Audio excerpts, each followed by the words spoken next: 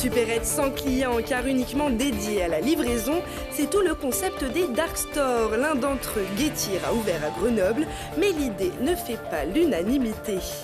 La ferme à venir, une ferme bio qui accueille quotidiennement des personnes autistes pour leur permettre de se sentir valorisées par le travail. À Gilonnet en Isère, ils s'occupent des poules et autres animaux bénévolement. Et ce mercredi soir, la France joue les demi-finales face au Maroc. Sur la pelouse, deux anciens coéquipiers du GF38 deviendront adversaires le temps de ce match historique de Coupe du Monde.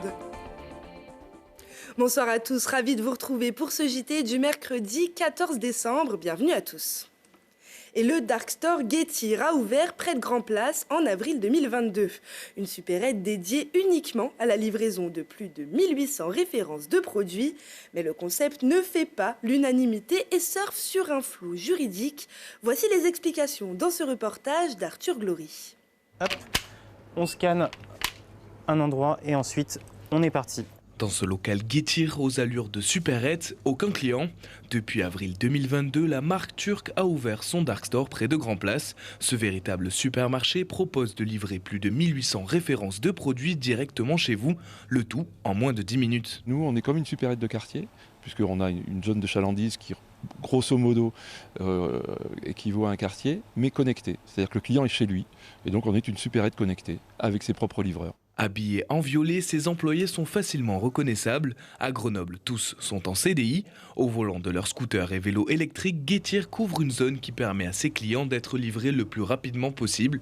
Avec une cinquantaine de magasins en France dans 7 villes différentes, la marque optimise son espace et ses rayons pour gagner en efficacité. Alors un magasin Getir, il est divisé en deux parties. En gros, il est divisé de toute une partie, j'appellerais riders, ce qu'on appelle nos livreurs, et d'une autre partie de ce qu'on appelle les pickers, les préparateurs de commandes. Donc deux zones complètement différentes.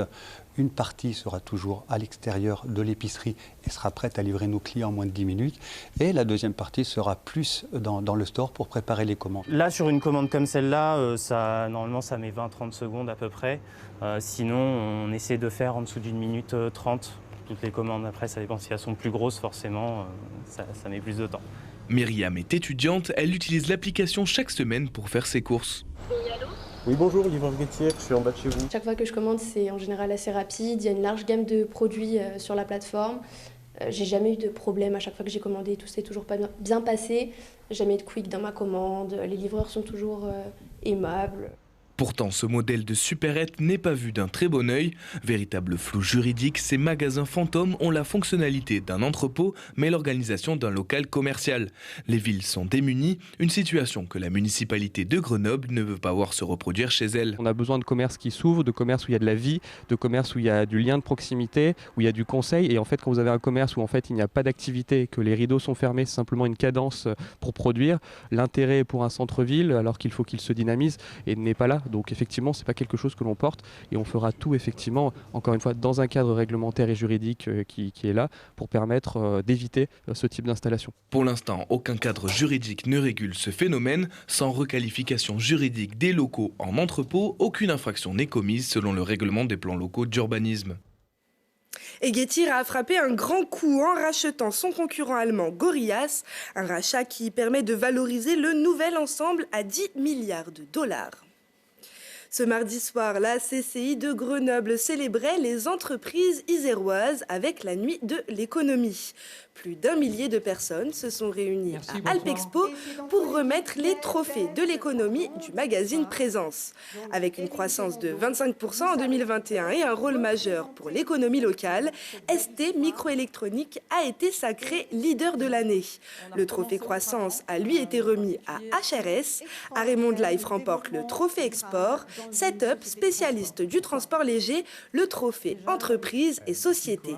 Et Silcoa, qui veut révolutionner l'emballage plastique avec un procédé qui permet de le remplacer par du papier et du carton, remporte le trophée Start-up.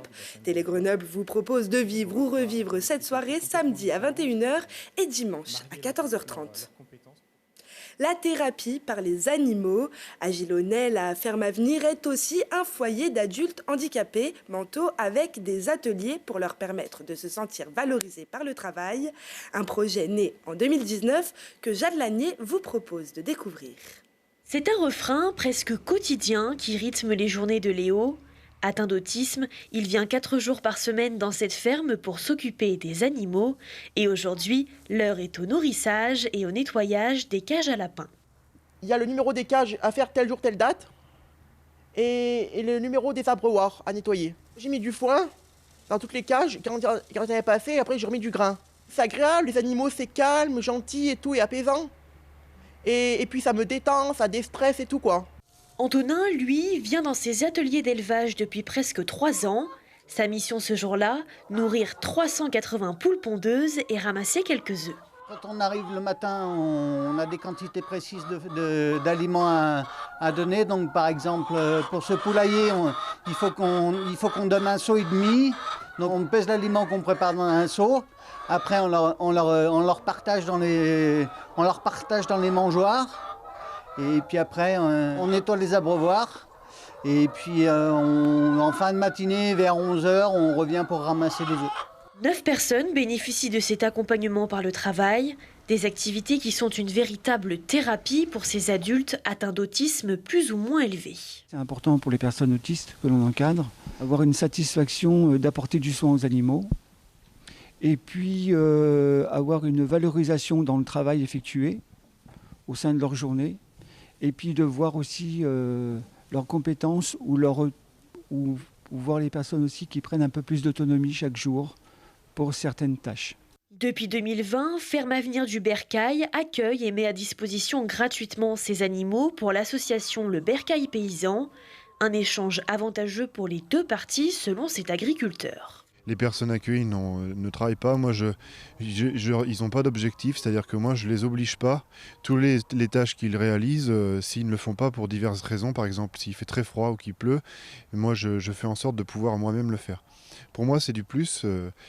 Moi, je ne tire pas de revenus de l'activité, c'est-à-dire que je leur facture pas de loyer, etc.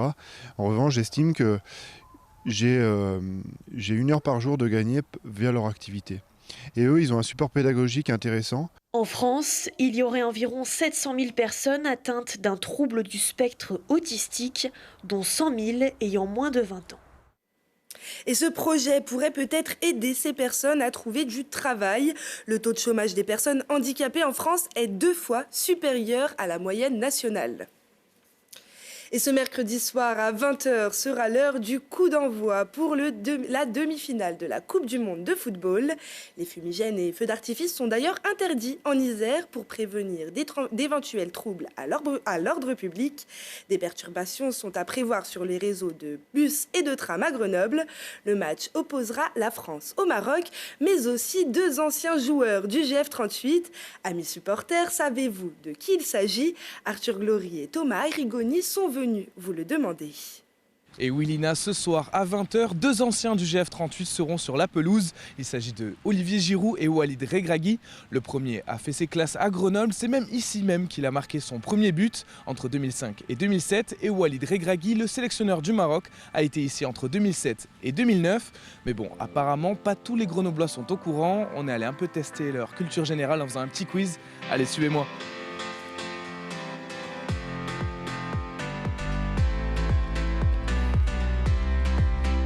Est-ce que tu pourrais me nommer les 2 anciens joueurs du GF38 qui seront sur la pelouse ce soir? Non, malheureusement non.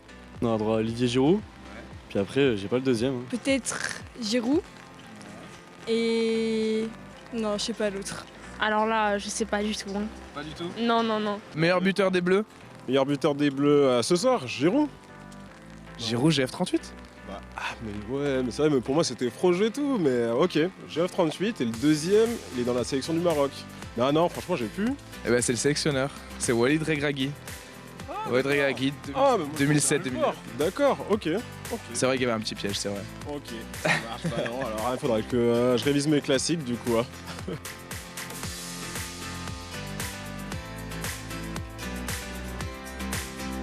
Ce soir, ça va regarder où le match?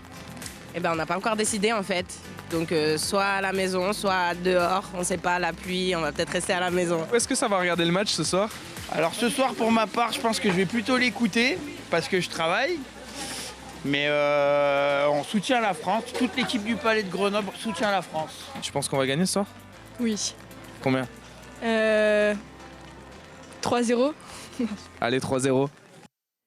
Et on verra ce soir effectivement, et oui, Olivier Giroud, aujourd'hui meilleur buteur de l'histoire de l'équipe de France, avait inscrit son premier but le 26 février 2007 avec le GF38 face au Havre au Stade Lédiguière. Alors qu'il y avait un partout, il avait offert à son équipe le but de la victoire à la dernière minute des arrêts de jeu. Retour sur sa réaction. J'ai qu'un mot à dire, waouh. Donc c'est vrai que je l'attendais depuis un petit moment, ce premier but chez les pros, donc c'est exceptionnel. En plus à la dernière minute, je donne la victoire à l'équipe, donc ouais, super. Je passe une bonne nuit.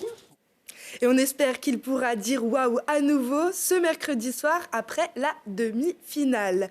Olivier Giroud qui avait croisé Walid Regragui en tant que coéquipier pendant quelques semaines à l'été 2008. L'actuel sélectionneur marocain a marqué Grenoble par son humour et sa bonne humeur communicative. En voici un extrait. Je pense qu'on a réalisé une très bonne prestation. Maintenant, de là à dire le meilleur match, je sais pas. Je pense qu'on a réalisé une bonne prestation. De là à dire que c'était un de nos meilleurs matchs, je pense pas, quoi. J'ai jamais vu la mer. Grâce au GF38, je vois la mer pour la première fois. Est-ce que ça se boit? À Grenoble, c'est ça que je comprends pas, tu vois, au niveau des installations. C'est que, tu vois, on n'a pas les bonnes conditions de travail. On devrait avoir la mer à portée de pied, j'oserais dire, tu vois. Qu'on puisse, tu vois, quand il y a un blessé, aller à la mer, tu vois. Et ça, tu vois, à côté de Vercors, il devrait nous faire une petite plage artificielle, Monsieur Desto. Monsieur Desto, l'ancien maire de Grenoble, n'avait pas pu ramener la mer à la maison. Mais est-ce que la France ou le Maroc pourra ramener la coupe? Affaire à suivre. C'est la fin de ce journal. Merci à tous de nous avoir suivis. Rendez-vous jeudi à 18h, puis toutes les heures pour un nouveau point sur l'actualité. Excellente soirée à tous.